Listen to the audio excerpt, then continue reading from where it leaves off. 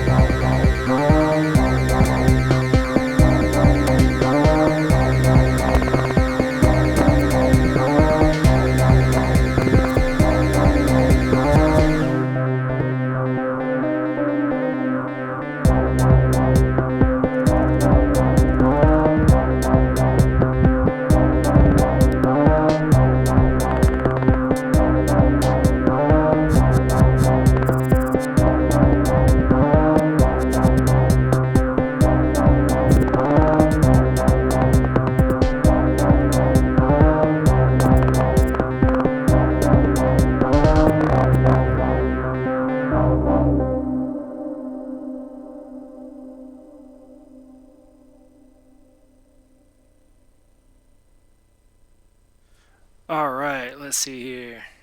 Welcome to this week's What the Heck. We've got Bartok and Nubulon.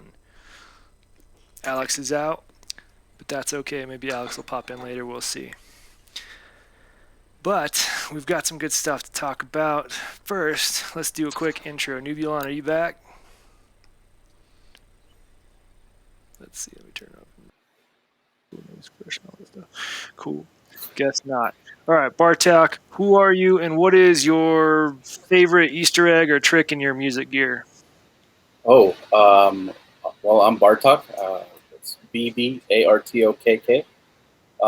My favorite trick or Easter egg. I don't know if it's an Easter egg because I talk about it so much, but it's my joystick. Your what? The joystick. Oh, the joystick. Yeah, that's so boss. Yeah. I don't know why I thought of this, but yeah. Yeah. And then I guess also the buttons on the Trogotronic VCA. I don't know if you're familiar with that one. I'm not. It's a VCA that has a momentary switch, so it can either be on or I can turn it off and then it's activated with a switch. That one's really fun because it's a performance-oriented module. That's pretty cool. That's pretty cool on a VCA. Yeah. I have weird similar features on some of my ADSRs that, let's see. I don't know if you'll be able to see any. You probably won't be able to see any of them, but there's a switch way down here that can change it from looping to a gate loop to an ADSR. So the normal ADSR, once a gate signal goes in, it does the normal thing, does the normal envelope, and stops when you let go. Gate loop is if you have it set to like pretty quick and you're holding it down, it'll basically cycle as long as you're holding the key down. Okay. And loop just turns it into an LFO with sort of more of an envelope feel to it.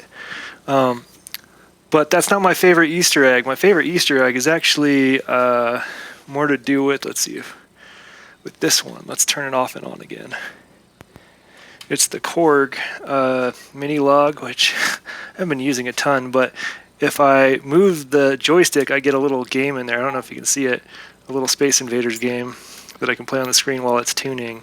Oh, look at that. And if you can kill all of the little X's that are flying around before it finishes tuning, you get like sort of a screenshot of one of the creators, like this is one of the people that made this kind of a thing, which I think is pretty cool. That's cool. Hey, welcome back. All right, Nubulon, who are you and what is your favorite either Easter egg or trick in your music gear? So I guess I'll start with who I am. Hi, I'm an amateur at most things, but I did develop the bot that pings you all. that we love so much. We really do. It's cool. All right, let's get to it. Do either of you have anything you particularly want to talk about this week? Otherwise, I can get going. I know Benjamin was interested in me showing off some data bender stuff at some point, so I could do that. But until then, what do you got? Nothing. Silence. Yeah. I was waiting for Nibelon. Well, Easter eggs. I don't know. There's usually some good stuff, like well, I'm not usually looking too deep into things, because right. Well, on some of the circuit boards, they've hidden like sometimes there's little bits of art that are cleverly hidden in there and things like that. So I don't know, worth taking stuff apart and looking at some point. I'm trying to think if I have any handy. Yeah, I was trying to think. I know some PCBs where you have this machine kills fascists on it. Yeah. Oh yeah. Phonic has that. AI Synthesis has that on Something their of mine has that. I don't remember what though. Yeah, that one's pretty common. It's here's one. I hadn't even looked at this board yet. It's the Phonic Taxidermist, which I don't even remember what it does at this point, but I will be building it. But on the back, it says, "Drink petrol for Jesus." I don't know if you can see that. Let's get real close. Anyway, I love it when people hide that stuff on there.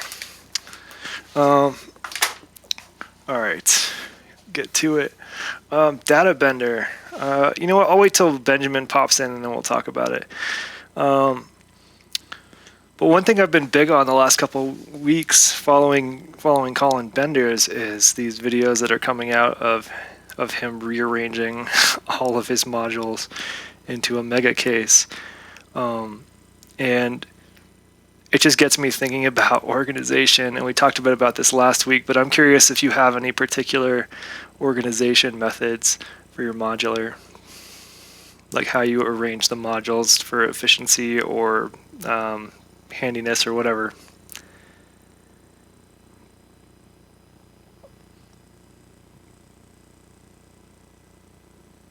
Bartok, I can't hear you if you're talking.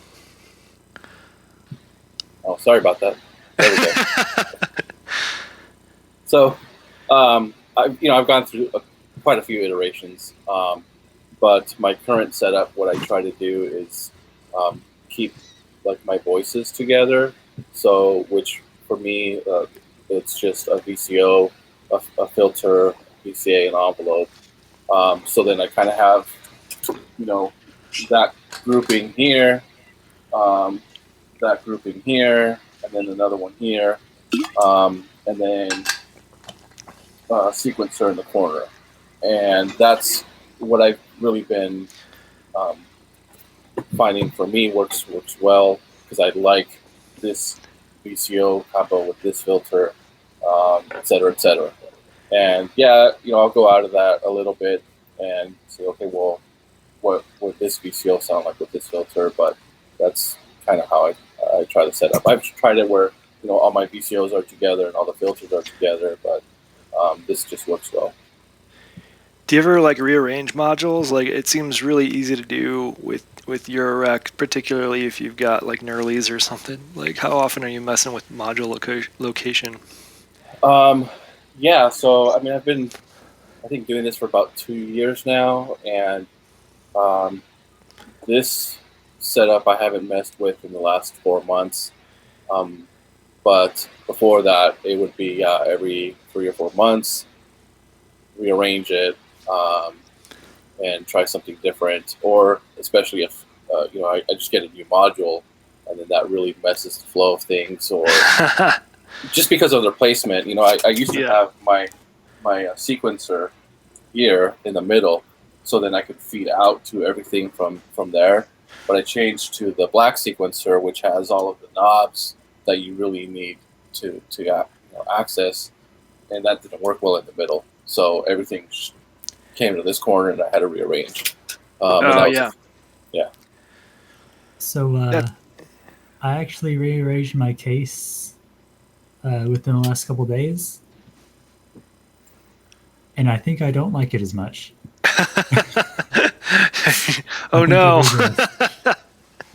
But really, the reason that I rearranged things was I wanted to be able to use the little case more, the nifty case, and just have like a little drone case that's like separate from everything. So I did achieve that, but overall, I think the ergonomics have gone down. So it's not as much fun. That I mean that ergonomics are somewhat important, but I think we're in a using instruments that are just not that ergonomic because you're oftentimes like reaching out to do things. You've Yeah. got to like stick a couple fingers in the right gaps to reach that knob. Yeah. Especially with like 2 HP modules. Oh my gosh. Yeah, I have one 2 HP module, and I'm glad I don't have any real 2 HP modules. This one's the no pass filter. Uh, yeah. Although So Thonk just came out with some um, caps for the tall trimmer pots in different colors. Oh, I've seen Uh, those. yeah, and those look really cool. And those basically is just a cap that you could put on top of those really skinny. I think they're like 9 mil pots. Or they also make these little rubber rings. They're made for like the mini guitar pedals yeah, that go around it. yeah, to make it just a little bit, make the knobs just slightly wider to give you just that much more control, Yeah. which is nice, I guess, for tuning. Yeah. I've seen some folks who have really decked out their modular in those rings, but watching again, like there was a new video out, I think this week, or 2 videos where he was talking about his lead and his bass voice, and he's really continuing on with these like districts, is what he's calling them, and it kind of makes sense to me. And it's pretty much what you've come to, Bartok, where you've got sort of like one of the districts in yours is like one of the voices, and you've got another voice, and then you've got your sequencer district over there, and things like that. Yeah, and then down here is my drums. So Right. the Metron sequences all the drum modules that are here, and then over here is the Bufaco mixer, and I have other mixers, the Bufaco hex mix, the Hexpander, and then the filters that I use for the aux send and return for the hex mix. Cool. Very cool. All right. It looks like we're ready to talk about data benders. So let me see if I can get a camera angle that's not terrible, or at least less terrible. Right. That's the goal. Yeah.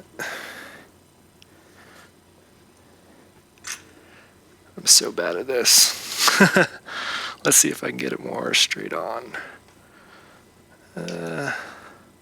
Almost. All right, that should be very data bendery in just a second. Oh, I even switched the camera to it. All right. Oh, we're still looking at Bartok. Yeah. All right, let's switch over here. There we go. All Much right. better. Sorry about all of the cables. Hold on, let me do that thing that all the cool kids do. I'm sure I have one of these things in here somewhere. Let's see if we can move some of these.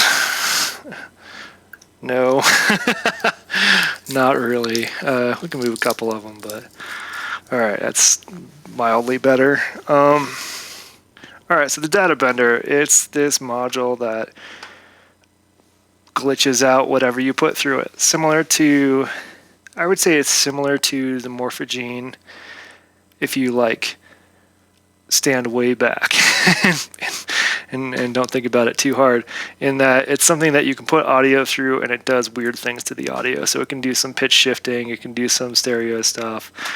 It has a really nice distortion and that, but Benjamin was wondering what I had it set as. So this is what I have it set as for the drum. So I'll turn it off real quick so you can hear just a 4 to the floor. And then when I turn the mix up, you get all sorts of cool stuff. You get some reverse hits, some added hits. And if I add like some hi-hats, basically it adds a lot of fills, which is why I like it on the drums. Yeah, the saturation. Hey, Anton, and hey, Tim. Yeah, the data wants to be bent. The saturation mode, so I don't want to mess with my settings too much, but it is gorgeous. I think it's this one. Nope. Ooh, yeah, there it is.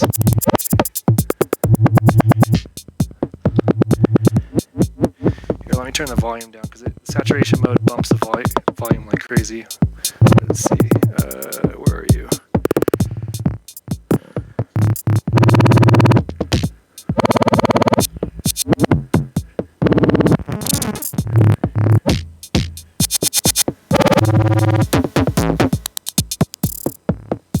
Anyway, that wasn't a great demo of the saturation, but I do like the saturation mode. Right now I have it onto the sort of a glitchy mode.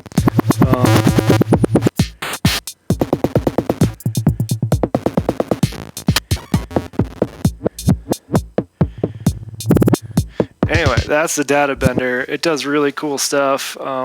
Right now it's clock synced, and it means basically the fills will be synced to the tempo a bit, and both of these knobs add in time divisions. I'm not sure why there needs to be 2 of them, but they do. Like if I'm playing this,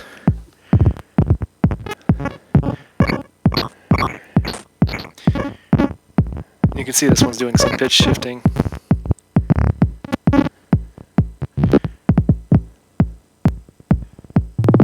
But that's about the magic spot for that one. Anyway, that's the data bender.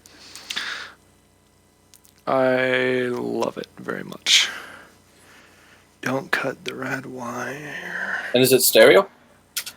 It is stereo, I believe. Let me take a look again. Yeah, it's got both a left and right input and output. Right now I'm using it mono because I just have a mono sound source going into it. But it is a very capable stereo machine, and I believe one of the cool things about it is it can take anything. Like if you put a mono in, just like the left input, and have both outputs coming out, I believe it does some things like the morphogene, where like one ear will be slightly pitched different. It's a cool module. I don't spend enough time with it either, but I love it. Yeah. You prefer using it in green mode. Blue mode's my jam. It starts off in green mode, which I don't love. I was hoping it would save my mode between cycling power, but the top knot says... Yeah, so that's right, Benjamin. The top one does set how long the buffer is, so how long the slice of audio it's capturing is, and then the bottom one sort of divides that slice up non-destructively, so you can actually freeze the sliced audio, which means it doesn't have to listen to an input anymore. You can actually stop your drums and it'll keep going, and then you can use that slicing to play with it a bunch. Which is not something I have done, but so I know you would can that do it. be granular then? It can be, yeah, because it can get so fast, you can get some granular synthesis out of it, and you can actually the bend.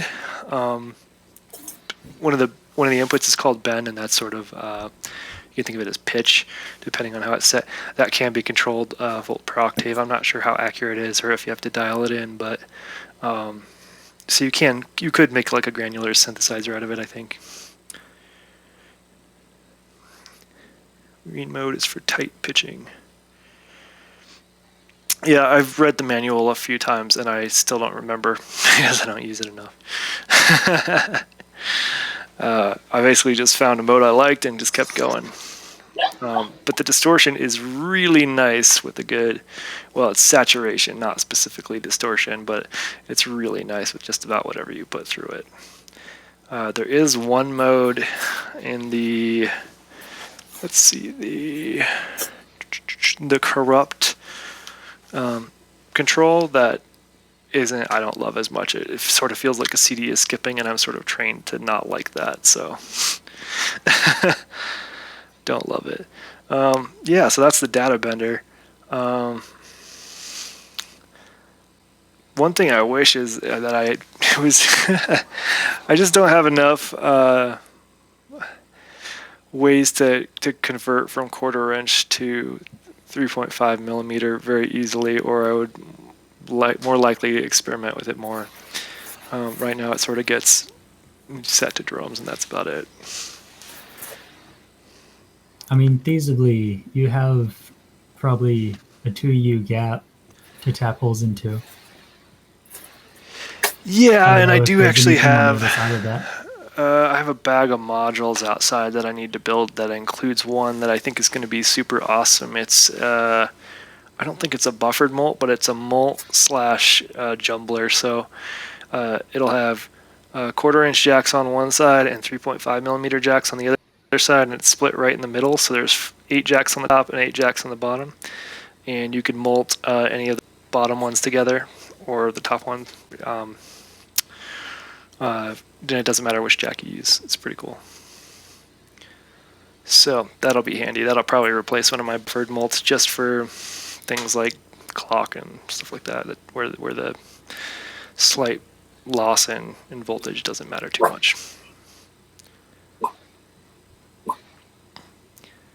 All right. Sorry, I'm low key today. I'm like recovering. I got my second vaccine shot yesterday, and today was rough, but it's cool. That's all right. I got my second lined up for Friday. Oh, that's awesome. Yeah, get it. Everybody get your vaccines. I want to like go in public eventually again. Bartok, t-shirts. Did you want to show off t-shirts? We've got some t-shirts coming out soon. Yeah. I don't have anything I can show off, but I can. Or unless can you go bring up the graphic real quick? Yeah, give me a second to I'll talk find about it a little bit. So, Earth Modular Society, we've been talking about getting T-shirts for the members, and it's See, I lost video. Can you hear me? I can hear you. Okay, not sure what happened to my camera, but we've got about 40 people signed up so far, and we finalized the design. It's going to be the little EMS alien across the front. There we go. So it's going to be the EMS alien on the front. And if you want a T-shirt, send me a message through Discord, and I'll add you to the list. We're still working out the details, exactly what the final cost will be, but part of that depends on how many people we get signed up. And then we got to work out shipping details. So, yep, there we go. It's going to be black. Our model is in blue, but it's going to be a black shirt with the white logo across the front. And sorry, If I hit shift before powering down. Oh, I think you're right. I have no idea what's going on with my camera. Is there a link to join? I can join the stream in a bit. Yeah, I can send you a link. Yeah, this is the shirt. It's gonna be rad. It's gonna be black. It's gonna be cool. Let me copy that link. Should I just drop it in the chat? Is there a link to join? And just to make sure I'm not sending it to a random person, the one is Benjamin, right? Scroll through stuff. Actually, if you want to join, just DM me on Discord and I'll send you the invite. That's the easiest. All right, stop that screen share. All right. Yeah, I've just been like having a blast on my modular with the current setup. I haven't changed much recently. I don't know. Do you ever get those patches that you just kind of want to noodle around with for a while?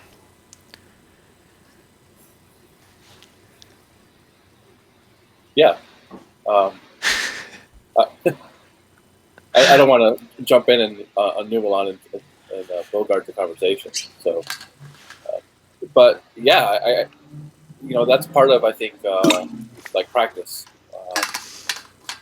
It's an instrument, and you should sit down and practice and try to work out some riffs. And sometimes you get a patch and get deep into it, and a couple hours go by, and then I'll be like, okay, that was fun, but it's time to go to bed. It's time to go to bed. Yeah.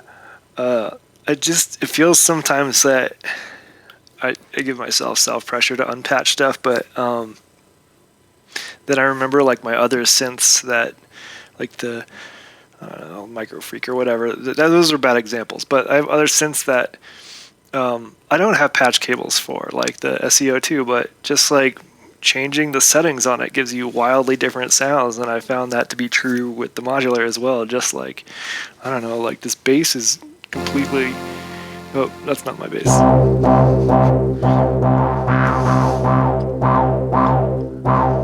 I don't know, it has a cool like whip sound to it right now. Normally it's just like heavy, but I don't know. I love playing with the settings a bit more on it too, especially on the lead voices and trying out different octave switching things and I don't know, special effects, very special effects.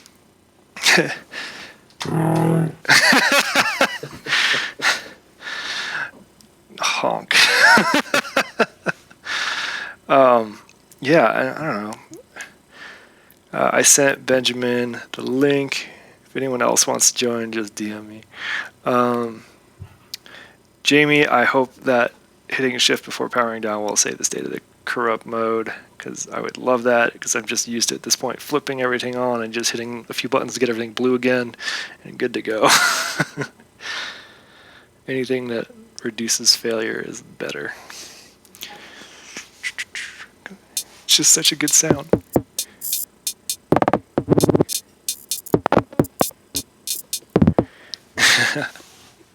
Cool. All right. Oh, we had somebody for maybe a fourth person. There we go. Now the screen doesn't look so janky. Yeah. Hey. What's going on, guys? How are y'all? Good. I've never seen your face. That's awesome. That's me. Got the All right, you got to do the intro stuff though. Who are you, and what is your favorite Easter egg in your music setup? So in your modular or whatever. At the moment, probably routing the permutation. It's a Turing machine to Euclid step amount. So you modulate how many steps happen in the Euclid pattern. That's fun. It's not really an Easter egg. That's really meta. Yeah, it's That's different. cool. Yeah, I enjoy That's it. cool. And my name's Benjamin, and I am a modular fanatic for right around 12 years, I'd say. But well, you know how to use my modules better than I do, so that's an understatement. You're no. No, I'm taking notes from you, actually. Heck. Oh, I hope not. Oh, I totally am. What's your real name? I still don't know what your real name is. I haven't told anybody that. Okay. It's not Hex 7. That's not my real name. Fair enough. Okay, so what do you want to talk about? You've got questions all the time, usually. About your setup in particular, I was curious about how you were using DataBender, because it sounded like the reverse was really strong, and I can't really achieve those reverse tones with mine at the moment. I haven't gotten there yet. I was just wondering how yours articulated reverse so well. Yeah, I think that's just because it's A, in the blue mode, and B, I can't remember if it's the bend or the break. I think it might be the bend setting, and the repeats, I think once it gets cranked up to a certain amount, does the reverse. So just to reiterate. Wow.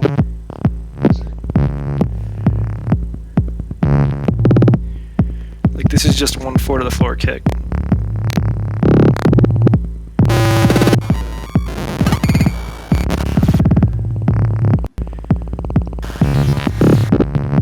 There you go. Got to keep her up just kind of on the lower setting unless you're going with the saturation mode, which is, again, so good. Wait, this is saturation. There we go. Yeah, you just get that gnarly bass with it.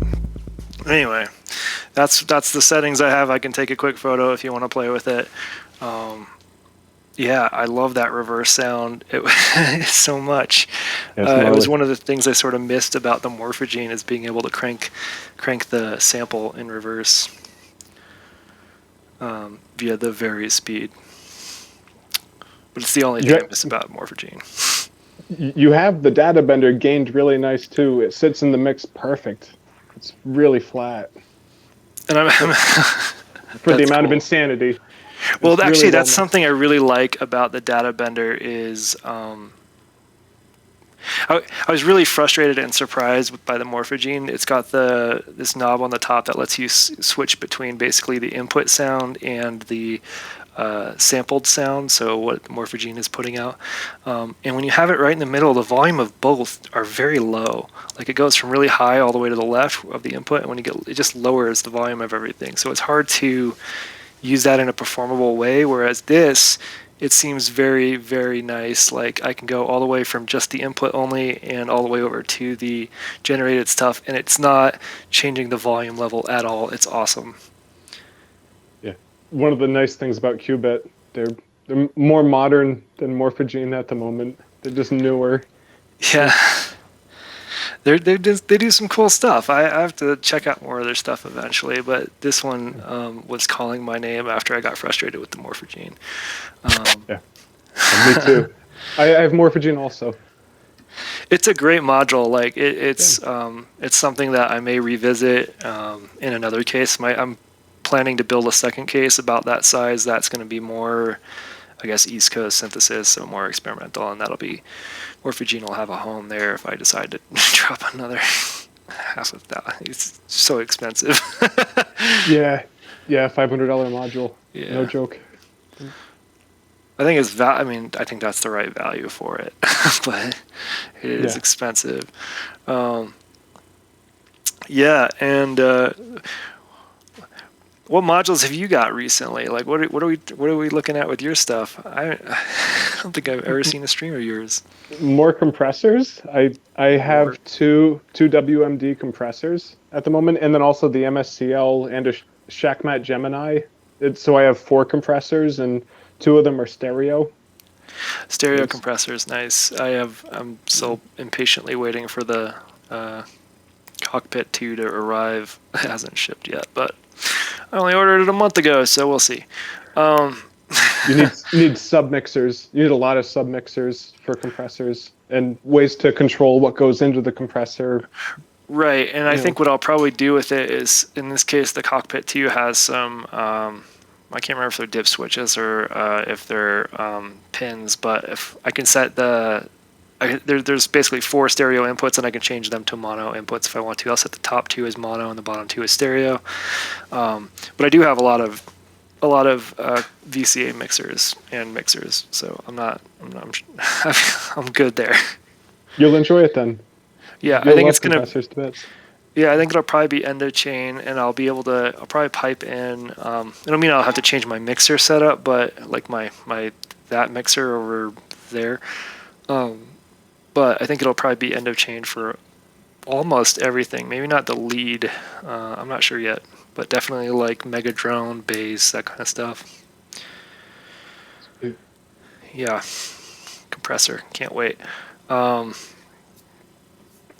else? There was a new module that came out this week. WMD. What did they release? I'm trying to remember.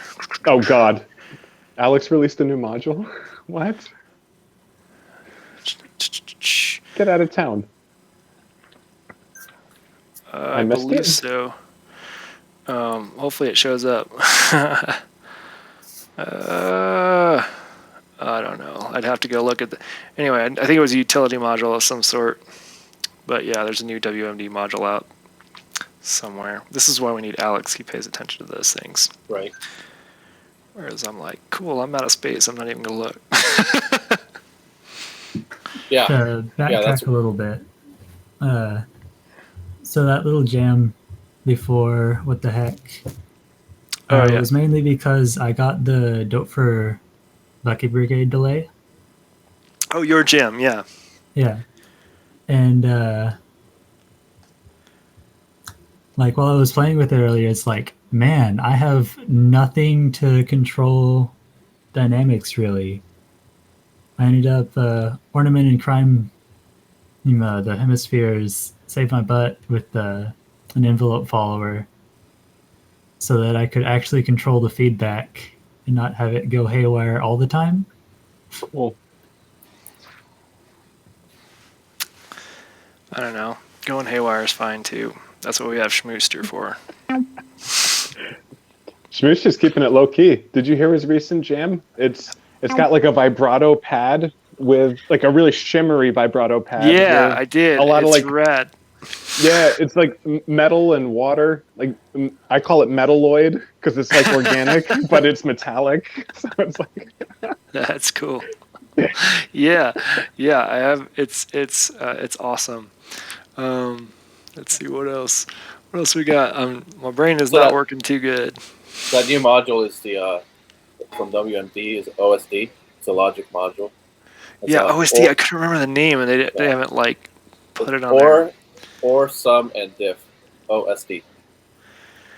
Or someone did. Come on, show me a picture of this thing.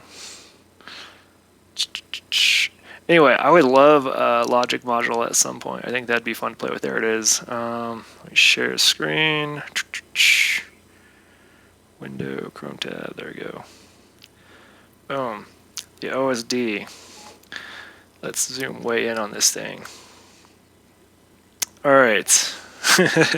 It's pretty much what you would expect out of a Logic module. Looks like you've got one knob for control, a couple switches, and some logic. Cool. What is it, 4 HP? Looks pretty good. Well, sorry to interrupt, Heck. Does it have NOR and XOR on it? Yeah, sorry, I hate that share screen doesn't automatically share. Oh my god. Yeah, this is it. I'm going to slowly scroll. It does have OR. It's got, looks A or B, A plus B, A minus B. So you can sort of configure that somehow. I'm not sure. It looks like there's some toggle switches. Oh yeah, there's 2 toggle switches that have 3 settings. Cool. Yeah, that's pretty rad. So you've got A, B, and there's the OR. There's the out. That's cool. Yeah, that works. Not bad for a small module. What's nice about it is you can hone in on the logic modes that appeal to you instead of having a whole bunch of other outputs that just you're not going to end up using or aren't musical in the moment. You can focus in on what you need. Right, and I like that it's a few sets as well. I'm trying to understand. It's pretty powerful. It looks like 3 is a question mark for me because you've got A and B right here. This all makes sense compared to the toggles. But I'm not sure what's going on with 3, so I'm not sure if it's pulling in inputs from above or what. But it's pretty cool, and I love that you have that control over these 2 at least.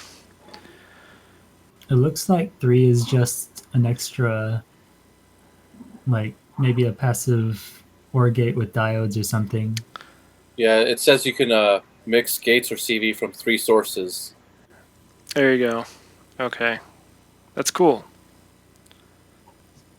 It's going to be expensive. They always are. Yeah. And, that might be on my list at some point. Like I'm looking to replace maths at some point because I've replicated pretty much all the functionality except for the voltage mixing, and so I've been looking at like the tip-top audio. It's a food. What is it?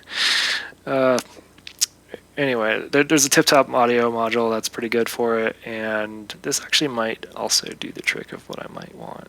Not quite the same, but that's pretty cool. And then I free up another, 18 HP or whatever is left over for shenanigans. I do love maths, though. But right now it's just going to be an envelope, so it's going to be wasted, I think. Like, I'm just going to probably use it for an envelope for the compressor. That's a really fair use of maths. It's a bipolar 14-volt envelope. It's ridiculously powerful. Yeah, yeah, it's great. Oh, I also forgot maths has that ability to put out a lot of voltage really easily. Even the inverted, like the negative pole of the envelope, that's so useful. Yeah, yeah. Oh, yeah, for some. Yeah, that could be fun, actually. That's you could use it as an envelope follower with the compressor using that negative. Yeah, that's cool. I hadn't thought about that. That's similar to how I use a soft pop, which I haven't hooked up in a while. I need to put some stuff through that. Great for drums. Any module that has logic on the outputs is, it's just really powerful and applicable for, gating events or at audio rate. That's when they pull through. Yeah. Maths Oh my is gosh, good for the audio rate logic stuff. Yeah. That's been my go-to for the last few weeks because that sequencer I built, I've just been like, it can go at audio rate. Let's play. Like, let's get weird with it. It's fun. What's the deal with the Game Boy sounds from the May 4th set? The Game Boy sounds. All right, let me adjust this thing again. Go in the other direction. Because it sounded amazing. It was really, really mind-blowing, actually. So that's all the. Well, eventually it will be a Game Boy, but when I get that far. But for now, it's the Odatron. Okay, let's do this in a way where hopefully I don't knock shit over. Okay, almost there. Okay, closer, warmer. And let's see, what do we got? That's the Odatron. It is not a module, but I believe it comes out, you can get it as a module, like a Eurorack module. So different form factor. Can you go full screen? Yeah, let's get full screen on this thing. Wish I could like give admin controls to other people. And it's this really bizarre interface. Yeah, it's a Soulsby. Beautiful. Yeah. And one of the first things I did with it, like before I even knew how to use it, I love, just playing with it and seeing, was I made this particular patch is a loose word, but and so it's just doing some, it's got an LFO doing octave switching, or going up and down an octave. And the LFO is really awesome because you can really...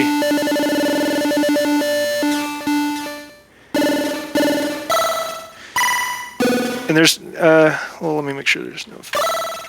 And that's just what it sounds like full, just like that's just the synthesizer. And it has some other presets and things that I've made over the years. Like, but it's sort of modeled after analog synthesizers. It's not analog, it's fully digital.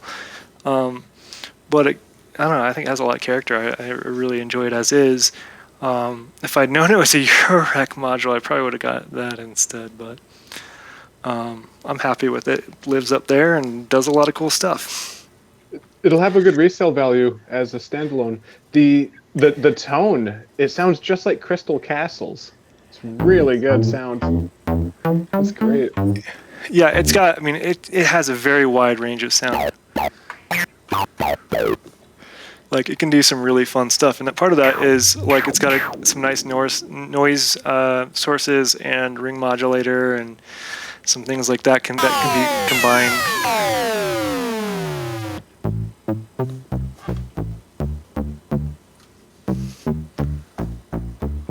Yeah, so it's a nice little beast. And another thing I really like about it is you can actually load up the software for the other Megatrons. I think there's 3 variants, maybe more. So I could completely swap out the instrument basically just by changing the software on it. So that's something I will try eventually. Anyway, yeah. It's really juicy. it makes the best sounds, especially the way they programmed it in. Like if you crank up the LFO on pitch, like to max, it's exactly 1 octave up and down, so you get really nice sounds all the time. Like it's always nice when they do that. Yeah, a little predictability can be musical. Absolutely. Yeah, and even on my oscillators, which will be more more reliable at some point when I probably replace the entire power system. But until then, they're mostly reliable. But they have fine-tuned knobs that can go up exactly a half an octave or down half an octave, so it's a full octave range. So I'll actually tune that to the half an octave up, and then if I really want to quickly go into fifths, I just crank that over, and you get some nice sounds quickly that way. So I love those affordances to make things musical. Yeah, that's a really good approach on your end, putting that into the module. It's musical. Yeah. Having the option. Yeah. Nice. I love the honk. It's honky. The higher end modules these days, the analog oscillators in particular, have sometimes 5 octaves on a switch, and noise engineering does 3. Oh, yeah. I think okay. 5 is I mean 3 is okay. Noise engineerings are a lot smaller, and usually the Octave Switch is a toggle switch from what I've seen on those. Yeah. Because I was eyeing those the other day for some reason. These ones actually the biggest. Here, I'll switch camera again. The biggest control on these oscillators. Here, look that way. Is the Octave Switch. So let's see. You're probably this. It's awesome. I think it is 4 or 5. I can't remember. Well, let's find out. 1. Right now it's 4. But when I soldered it, here's a question that I've had in my head, is when I next take this thing apart, I'll probably take a look at the back of that switch, because I think I actually wired it up to be 5. So that's just a matter of taking this little ring stopper out, and maybe it'll be 5 octaves. I don't know. We shall see. Yeah, I just followed the instructions. Yeah. Oh, why am I still full screen? I always forget because I can see all of you. I'm a huge fan of having the fine tune knob be way bigger than the coarse. So if people just switch around the large potentiometer, which is normally for coarse, and make it so that the trim pot that doesn't move or come out of place, that would be so much more practical. Yeah, I mean, I agree. Make the most musical things the biggest. Like the fine tune hardly gets touched, and you really probably don't want to mess with it too often. So that should be smaller. Well, the out of the way. Right, the coarse fine tune. Right. But then the fine, you can ride it through the set, almost like a subtle, kind of like a subtle vibrato, but it's not vibrato because it's not fast. It's just riding the pitch changes musically. Oh, I guess I don't know what you're talking about because I don't have that on any of my modules. Mine just have the octave switch and the fine tune, what I've been calling the fine tune, which is just the probably coarse tuning. It'd almost be like bending a guitar string. Exactly. Yeah. Okay. So it's a very limited version of the. Okay, yeah, cool. That's rad. That's the fine tune, and then there's the coarse fine tune. I mean, I do have a fine tune, but it's a trim pot. I need a screwdriver. Oof. Yeah. That'd be fun to try to play at some point, though. Y'all are giving me ideas. Yeah, is there a module that has that? Because all the fine tunes are really fine. No, kind of. I think maybe Danny Sound, maybe. And what's the other one? The other one is the Battelier by Bird Kids. That one has a screwdriver insert for the hertz and the octave, but then the fine tune, the fine is actually a giant knob. So the Battelier is one that has it. Okay. I mean, I get the thought behind the giant knob for fine tune, like so you can be extra precise, but like the big knob should be for things that you're cranking on, in my opinion. So cut off. I've never heard any complaints with people having multi-turn pots. Multi-turn pots. You're talking about endless rotary encoders? No, it's more common in like I believe they are kind of expensive parts, but it's more common in like testing equipment and stuff like that. But occasionally you'll see like a 5 or 6 turn pot on a module. Right. They function very similar to trim pots, where you actually turn the knob more than once to control it. I've just never seen one that isn't a trim pot. That's cool. I want to say that a couple of the North Coast modules have it. Huh. Yeah. That gets me thinking about, like, what do you put on the control, the label? Anyway, that's a whole different side note. Yeah. I don't know. Multi-turn pots. All of my stuff is single turn. I don't have any rotary encoders, really. I don't think... Oh, there's a rotary encoder on the Rample, but I kind of hate rotary encoders. Like, they're so janky. It's not as satisfying. Yeah. Well, and they're well, it's not just that. They're less predictable, I think. Very rarely are they dialed into where you can get them exact. Usually, like I'll get it to where I want and let go, and it goes back a step or forward a step or whatever. I don't love them. They're cheaper. They are, for sure. I mean, They're cheaper, and you can do a lot more with them. They're useful well, I say useful. They're necessary sometimes with digital stuff. Yeah. I mean, a good example of me failing a lot is the rotary encoders on the Pyramid. They're fine rotary encoders, but every once in a while I'll do exactly what I said, where I like get it close and then I let go, and just the action of me lifting my fingers rotated the knob just enough to go back a step or something, you know? Never had that problem with my Alpha Pots. Rample got an update, I think, today. I haven't installed it yet, but I'm excited about it. It sounds like it's got some voice stealing polyphony coming to it, so I can play a sample like a piano. Oh my god, polyphonic samples. Good for you. Yeah. You're gonna have fun with that. Yeah, I'm like, do I really want to hear... hold on. Do I really want to hear this as a polyphonic piano? Yes.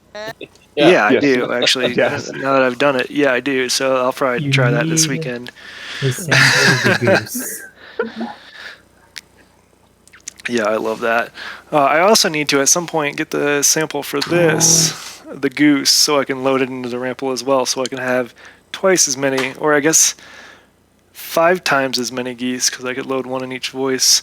I guess I could just sample it myself, but I think it's been made available so that I can do some shenanigans. That's super dope. It's gonna be Yeah. fun. I can't wait to see what you do with it. I think with the Rample I can change the start point, which will be great, because when I pitch it down, there's actually like enough of a delay before the meat of it kicks in. Sounds good. But it's pretty cool. I think that could be a fun sound at some point. Absolutely. Yeah. All right. It's getting close to the hour. Do you want to call it or keep going? Well, actually, in your notes, you have a question that I liked. It's does anyone notice when we mess up? Oh, yeah. Yeah, so the question I wrote down was, did anyone notice when we mess up with modular performances? Like, I know I mess up quite often. Most of the time, I'll either the things that bother me the most are when I miss a drop, like I change the sequence like a little bit too late, so you miss that first kick. Yeah. Or I lose count of how many times something is played. So like when I change to another sequence, it starts like halfway through that sequence, or like 3/4 through that sequence, which is even worse.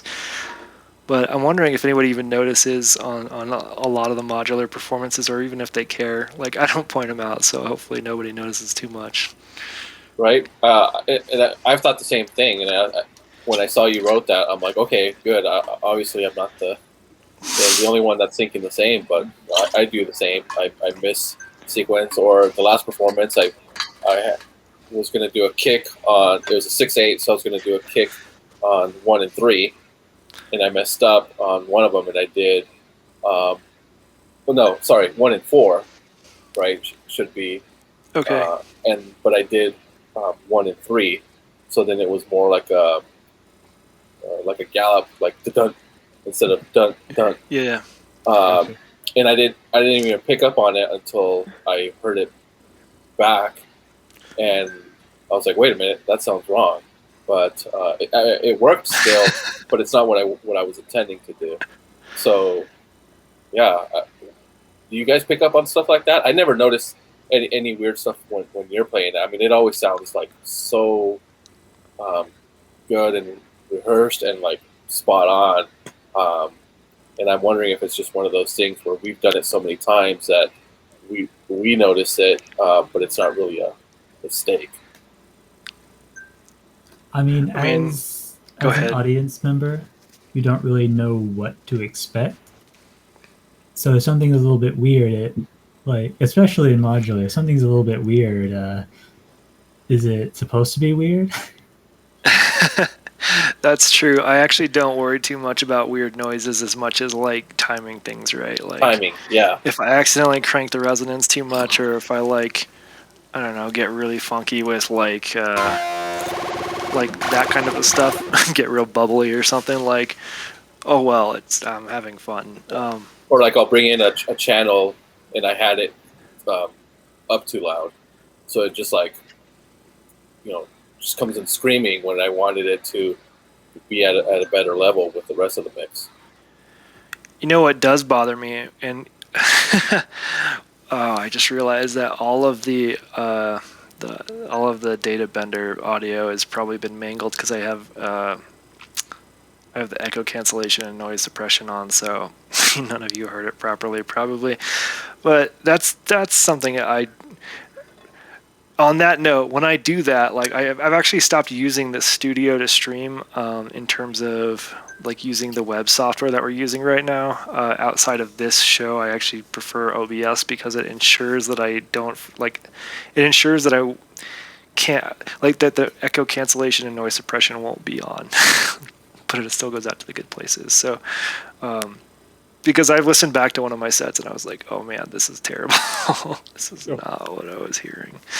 Not quite as bad as my first ever EMS set, which was just like massive clipping. Mellow song sounded very metal though, with all the clipping. Anyway, nobody noticed I messed up on that, right? Like, they don't know, it's my first show. They don't know what to expect. They're like, this dude's metal as fuck. Yeah. And then I listened back and I was like, I was playing like a mellow jam. This is like relaxing with some nice sine wave sounds. No. You had the rat distortion. I do have the rat distortion. No, that was before the rat was built. That was pre-rat. That was when I was still figuring out the ATEM software and things like that. That's really where the issue was turning the gain down on the ATEM software mixer. Digital. It was going onto my mixer fine. Yeah, I mean, I guess the things that people notice the most are probably just like if your internet cuts out. That's pretty much it. There's another one. Sometimes you see them touch a module and tweak the knob, but there's no patch cables at the in and outs. My favorite, and this is something I do all the time on accident. It just reminds me of like those crappy DJ videos, like where they're videos of like DJs who don't know what they're doing, so they're like pretending to twist knobs and shit like that on their set. Is I catch myself all the time like going in and like, oh, I want to crank this. Actually, no. So I'll basically go in. It looks like I'm pretending to switch the knob, but I just change my mind at the last second and go to something else. Like, Oh man. it just, I feel like such a tool when I do that. Well, at least you don't pretend the knobs are really hot. Oh, oh.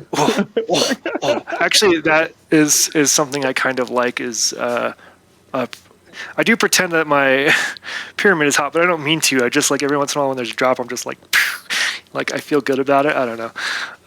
Me too. Do the same thing.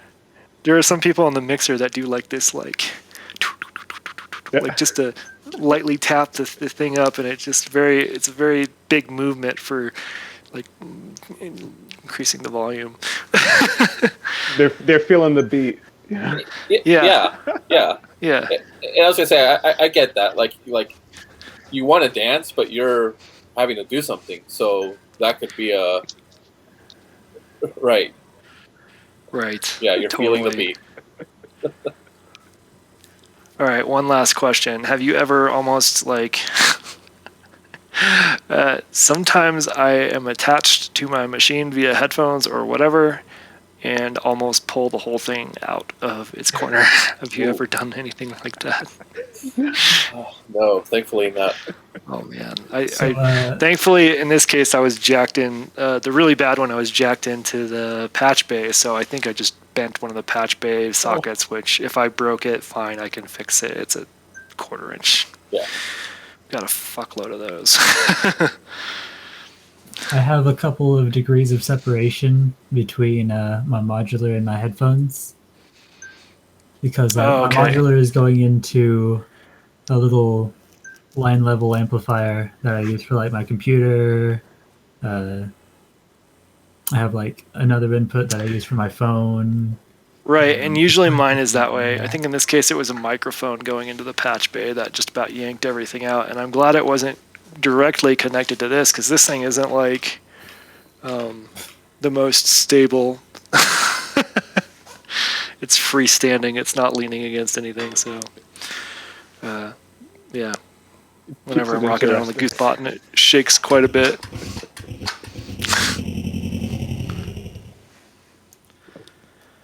And I could load another sample in there, I just probably never will because I think the goose is hilarious. More likely what I'll do is I'll actually change it so that I just got some new cables, but for now we'll use this. It's actually got a trigger out or a gate out. I can't remember which, but I'll use it to trigger the big sounding things.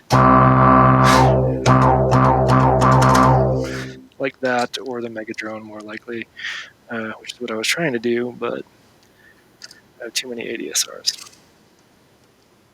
Yeah, there we go. Yeah. And that sounds pretty big, and it's a big button, so it's fun. Yeah, hopefully, let's see, this thing went to that. I think that goes in here. Cool. Yeah. So you need to get a bunch of those, put them on the floor, play them like organ pedals. It's funny you mentioned that. I've actually been debating making something like that out of tinfoil and like Converse with tinfoil on the bottom. They do make like organ pedals that connect via MIDI. Oh yeah, I mean, but that's not what I want. I want like super janky drum pads. Like, I don't know, get some metal patched pants and like do the Queen like stomping to hit the kick drum and like slap my pants or something to do a snare. Like I think those kind of things are pretty fun. That'll be down the road at some point. Well, don't limit yourself to only triggers. Richie Houghton uses foot pedals in his DJ sets and his live performances for, I don't know what he uses them for. I think like maybe reverb wash sends and stuff. Oh yeah. But it's just extra control. Yeah. What I'll likely do with it is just have it not even particularly advanced. Like I'll pull voltage out of like maths or something, connect it to one side, and then I'm basically just shorting it. That connects to wherever it's going. So it can be used for triggers or whatever I'm doing. Could connect it to an LFO, whatever. So you can have a lot of options. Yeah. You can do anything with it. Yeah, the LFO might actually be fun to get, like, I don't know, like that sound on a trigger when I like clap my hands or whatever the thing is. It's great. And not as a trigger, just to like augment the sound. So something like from like this to like, yeah, It seems very practical, Heck. very practical. I don't know. This is all for fun. Yeah, I'm with you. I'm with you on that. It's All like right, go ahead. I was going to say Eurorack is like a masochistic form of therapy. It's like, Kiss your wallet goodbye. goodbye. Yep.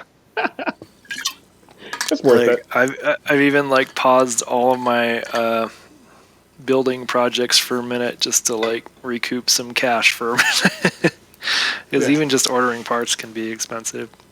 But I might do a build stream this weekend. We'll see. I've got a whole bunch of things to build. I have not even looked at the build materials. I'm just going to see if I have the parts for some of them. Which I think I will for like maybe the oscillator and LFO and stuff like that. We'll see. Andy. Excellent. We look forward to that. All right, I'm going to play us out. Do it. I've got a bad headache right now, so I'm going to bail. I'll see you. Hey, no worries. See ya. Thanks It's for nice having having us. you all on. I'm waiting. Thank you, Nubulon, Benjamin, and Bartok, and Antone, and Jamie, and everybody else watching. Thank you for popping in. I'm gonna try playing out. Let's see here. You know what? Let's just do it on camera. Yeah. Woo. Yeah. Let's see. This is with the echo. Turn it off.